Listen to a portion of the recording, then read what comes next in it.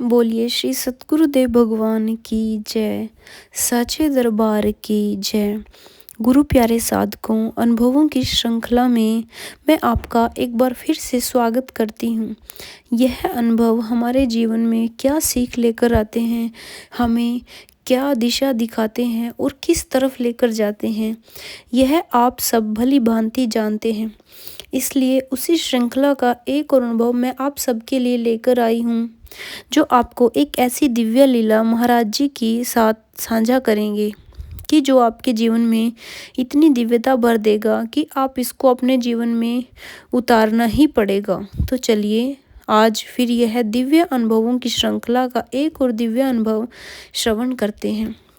यह जो अनुभव है यह है छवि जैन जी का, जो दिल्ली के रहने वाले हैं। वो दिल्ली के सीनियर अकाउंटेंट ऑफिसर हैं और यह जो अनुभव है यह 2007 की अखंड ज्ञान अगस्त माह की अखंड ज्ञान का है। मेरे अनुभवों की श्रृंखला के इसके अंदर छवि जैन जी बताते हैं कि शादी के कुछ ही साल बाद मेरे पति की मृत्यु हो गई। मुझे ही अपने इकलौते बेटे अक्षित को माँ और पिता दोनों का प्यार देना था, पर मेरे लिए दोनों भूमिकाएं निभाना बहुत कठिन हो रहा था। कई बार तो उसकी छोटी सी गलती पर भी मैं बहुत गुस्सा हो जाती थी और कई बार बड़ी बड़ी गलतियों को भी अनदेखा करती थी। इस वजह से अक्षित और मेरे बीच एक दूरी पैदा हो रही थी। ऐसे में गुरु महाराज जी ने हम पर कृपा की। उन्होंने पग पग पर उसे पिता का प्यार और मार्गदर्शन दिया। आज कुछ एक ऐसी ही घटनाओं को आप सबके साथ शेयर करना चाहूँगी। तो चलिए सुनते हैं कि किस प्रकार गुरु महाराज जी ने छवि जैन जी के जीवन में दिव्य अनुभवों की श्रृंखला को ऐड किया और उसके माध्यम से हमारे जीवन पर भी उसकी क्या छाप रहती है। हम आगे श्रवण करते हैं। वह बताते हैं कि इन्हीं गर्मियों की बात है, अक्षित रोज आइसक्रीम खाने की जिद करने लगा। मैंने उसे समझाया कि देखो, मैं तुम्हें हर रोज़ आइसक्रीम नहीं खिलाऊंगी। आइसक्रीम में बहुत कैलोरीज होती हैं, इससे तुम्हारा वजन बढ़ जाएगा और भी बहुत सा नुकसान हो जाएगा। पर अक्षित मानने को तैयार ही नहीं हो रहा था। अपने कमरे में जाकर रोने लगा। तब मैंने कहा कि अच्छा, तुम गुरु महाराज जी से पूछ लो, यदि वे हाँ करते हैं तो मैं तुम्हें हर रोज़ आइसक्रीम खिला दूंगी। मैं यह बिताना भूल गई कि अक्सर जब भी साधना में बैठकर गुरु महाराज जी से कुछ पूछता है तो महाराज जी प्रकट होकर उसे ज़रूर जवाब देते हैं, वह भी अधिकतर अंग्रेजी भाषा में। आज भी वह साधना में बैठ गया और वह गुरु महाराज जी के सामने अपनी बात रखने लगा। गुरु महाराज जी प्रकट हुए और कहा, अक्षित, you can have 30 ice cream in this summer session. कि अक्षित, तुम इन गर्मियों के मौसम में 30 आइसक्रीम ही खा सकते हो। यह सुन वह तुरंत साधना से उठा और दौड़ता हुआ मेरे पास आया। मम्मी, मैं हर रोज़ आइसक्रीम खाऊंगा। गुरु महाराज जी ने हाँ कर दी है। फिर अक्षित ने गुरु महाराज जी द्वारा बोली गई पंक्ति बताई। वह अब हंसने की बारी मेरी थी। मैंने कहा, अक्षित, तुम समझे नहीं। महाराज जी ने कहा कि 30 आइसक्रीम इस पूरे मौसम में खानी है। अब गर्मी का मौसम करीब 5 महीने का है, यानी 6 आइसक्रीम 1 महीने में। इसका मतलब यह हुआ कि ज़्यादा से ज़्यादा 2 आइसक्रीम 1 सप्ताह में। यह सुनकर अक्षित के मोटे मोटे गाल एकदम पिचक गए। बेचारा यही कह पाया, ओहो महाराज जी, आप भी साथ ही। उसने यह भी बताया कि महाराज जी ने कहा है कि उसे नट्स वाली आइसक्रीम भी नहीं खानी है, इसमें बहुत ज़्यादा कैलोरीज होती हैं। एक बार अक्षित जिद करने लगा कि मैं उसके साथ क्रिकेट खेलूं। मैं 1-2 दिन कॉलोनी के ग्राउंड में जाकर खेली, पर फिर समय और हेल्थ ने मेरा साथ नहीं दिया, इसलिए मैंने उसे मना कर दिया और कहा, अक्षित प्लीज़, तुम अपने फ्रेंड्स के साथ खेलो। मेरा इतना कहते ही वह रोता हुआ बोला, हाँ, अगर आज पापा होते तो वह मेरे साथ ज़रूर खेलते। और उसकी यह बात सुनकर मुझे भी रोना आ गया। बात आई गई हो गई और शाम को हम दोनों साधना के लिए बैठते ही अक्षित को गुरु महाराज जी ने दिखाया। महाराज जी ने उसकी पीठ थपथपाई और बोले कि चलो, आज हम दोनों क्रिकेट खेलते हैं।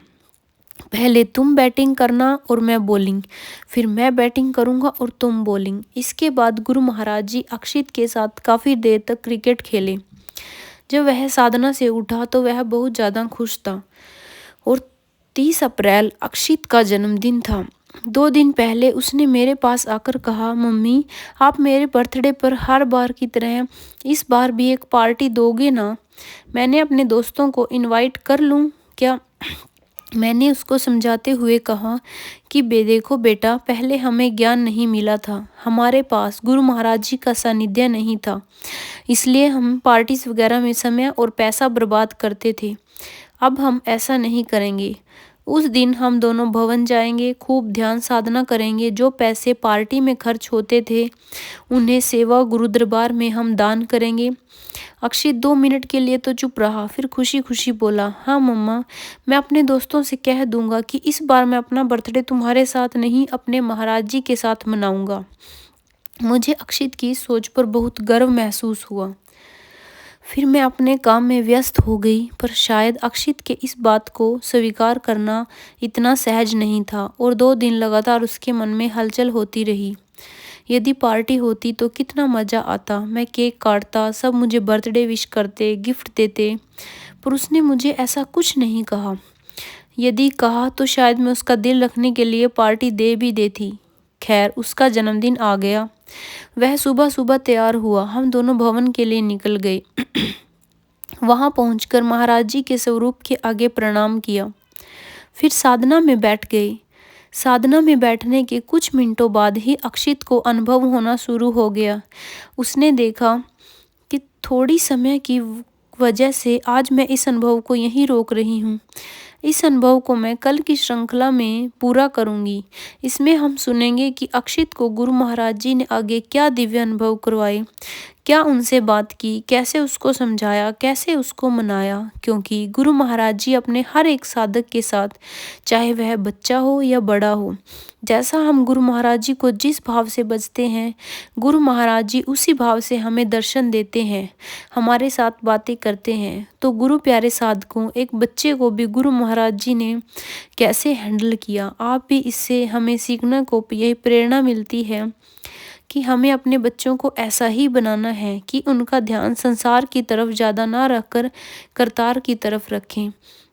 उनको ध्यान साधना एक्टिविटीज़ ऐसे कार्य कराएं ताकि उनको आश्रम भी लेकर जाएं, ताकि उनका मन गुरु महाराज जी की तरफ हो सके। और इसलिए अपने कहते हैं ना कि एक बच्चों का मन एक सफ़ेद कपड़े के समान हुआ करता है। उनको हम जैसे रंग में रंग देते हैं वह वैसे ही रंग में रंग जाते हैं।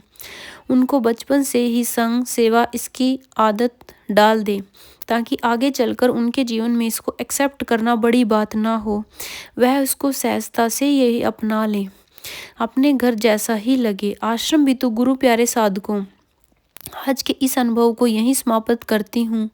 मिलती हूँ कल इस अनुभव के अगले पार्ट को लेकर और देखते हैं कि अक्षित के साथ गुरु महाराज जी ने कैसे उसका बर्थडे मनाया और गुरु महाराज जी ने क्या उसको दिव्य अनुभव कराकर। तब तक मैं आपसे ही प्रार्थना करूंगी कि आप भी हर रोज़ ध्यान साधना करें, अक्षित की भांति गुरु महाराज जी से प्रतिदिन जुड़ें।